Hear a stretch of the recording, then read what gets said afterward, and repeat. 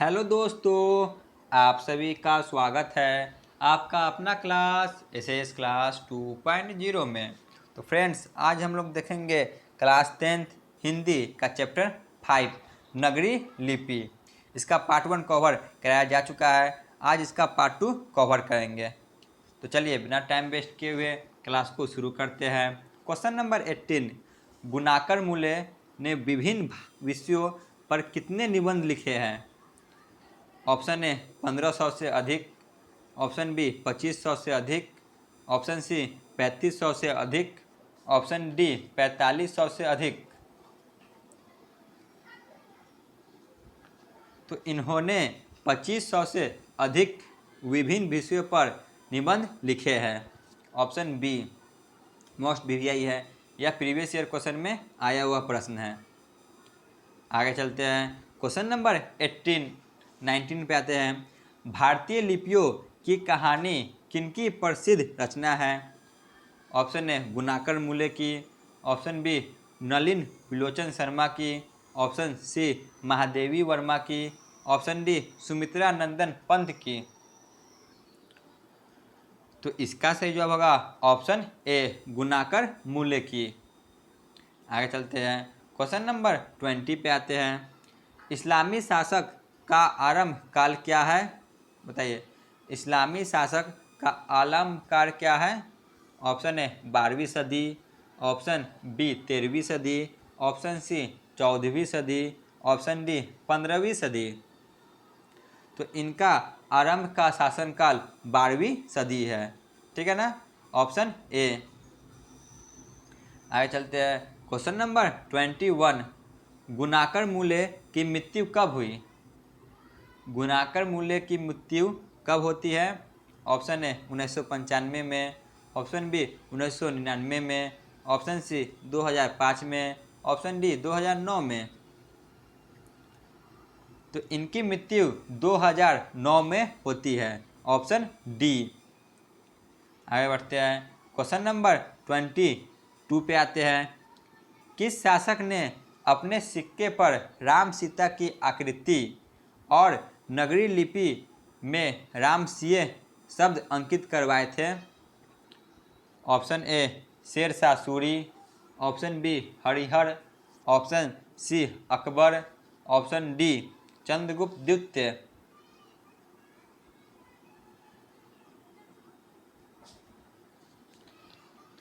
तो इसका सही जवाब होगा ऑप्शन सी अकबर। ठीक है ना, आगे बढ़ते हैं। क्वेश्चन नंबर 23 पे आते हैं। नगरी लिपि शीर्षक निबंध के निबंधकार कौन है? बताइए, इसके निबंधकार कौन है? Option A Gunakar Muley, option B Ramchandra Shukla, option C doctor Bholanath Tiwari, option D Baburam Saxena. तो नगरी लिपि के निबंधकार ऑप्शन ए गुणाकर मूले है। आगे बढ़ते हैं। क्वेश्चन नंबर 24 पे आते हैं। नगरी लिपि शीर्षक पाठ किस पुस्तक से लिया गया है? बताइए, यह किस पुस्तक से लिया गया है? ऑप्शन ए अक्षरों की कहानी, ऑप्शन बी भारतीय लिपियों की कहानी, ऑप्शन सी अक्षर कथा, ऑप्शन डी इनमें से कोई नहीं। तो यह भारतीय लिपियों की कहानी से लिया गया है, ऑप्शन बी। ठीक है ना, तो आगे बढ़ते हैं। क्वेश्चन नंबर 25 पे आते हैं।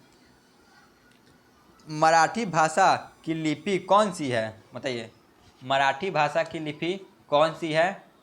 Option A Brahmi, option B Nandi Nagari, option C Devanagari, option D Marathi लिपि।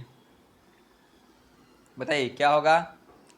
तो इसका सही जवाब होगा ऑप्शन सी देवनागरी। आगे चलते हैं। क्वेश्चन नंबर 26 पे आते हैं। टकसाल का संबंध है, टकसाल का संबंध है ऑप्शन ए सिक्कों से, ऑप्शन बी अभिलेखों से, ऑप्शन सी लिपियों से, ऑप्शन डी अनाज के ढेरों से। बताइए, टकसाल का संबंध किससे है? तो टकसाल का संबंध यह सिक्कों से है, ठीक है ना।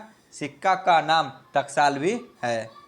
आगे बढ़ते हैं। क्वेश्चन नंबर 27, श्रवणबेलगोला स्थान का संबंध है। श्रवणबेलगोला स्थान का संबंध किससे है?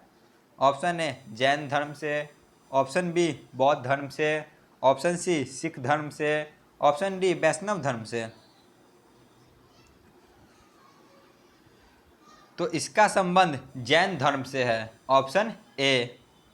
आगे बढ़ते हैं। क्वेश्चन नंबर 28 पे आते हैं। सिद्धधम्म क्या है? बताइए, सिद्धधम्म क्या है?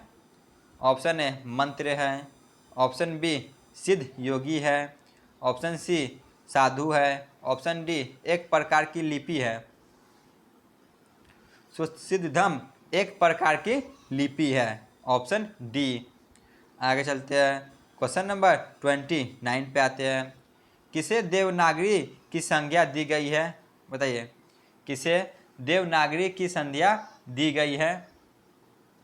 ऑप्शन ए प्राग को, ऑप्शन बी काशी को, ऑप्शन सी मथुरा को, ऑप्शन डी उज्जैन को। तो इसका सही जवाब होगा ऑप्शन बी काशी को। आगे बढ़ते हैं। क्वेश्चन नंबर 30, हिंदी के आदि कवि कौन हैं? बताइए, हिंदी के आदि कवि कौन हैं? Option A Sarahapada, option B Tulsi, option C Valmiki, option D नीलारा। बताइए क्या होगा? तो इसका सही जवाब होगा ऑप्शन ए सरहपाद। आगे बढ़ते हैं। क्वेश्चन नंबर 31 पे आते हैं। अमोघ वर्ष कौन था? बताइए, अमोघ वर्ष कौन था? ऑप्शन ए एक विद्वान, ऑप्शन बी प्रख्यात राष्ट्रकूट राजा, ऑप्शन सी एक कवि, ऑप्शन डी राजवैद्य। बताइए अमोघ वर्ष कौन था? तो अमोघ वर्ष यह प्रख्यात राष्ट्रकूट राजा था, ऑप्शन बी। आगे बढ़ते हैं। क्वेश्चन नंबर 32 पे आते हैं। मिहिर भोज की ग्वालियर प्रस्ती किस भाषा में है? Option A Prakrit, option B Apabhramsha, option C Sanskrit, option D Hindi. तो यह संस्कृत भाषा में है, ऑप्शन सी। आगे बढ़ते हैं। क्वेश्चन नंबर 33, बेतमा कहाँ है? बताइए बेतमा कहाँ है? ऑप्शन ए इंदौर के पास, ऑप्शन बी इलाहाबाद के पास, ऑप्शन सी पुणे के पास, ऑप्शन डी पटना के पास। बेतमा कहाँ है? तो बेतमा यह ऑप्शन ए इंदौर के पास है, ठीक है ना, इंदौर के पास।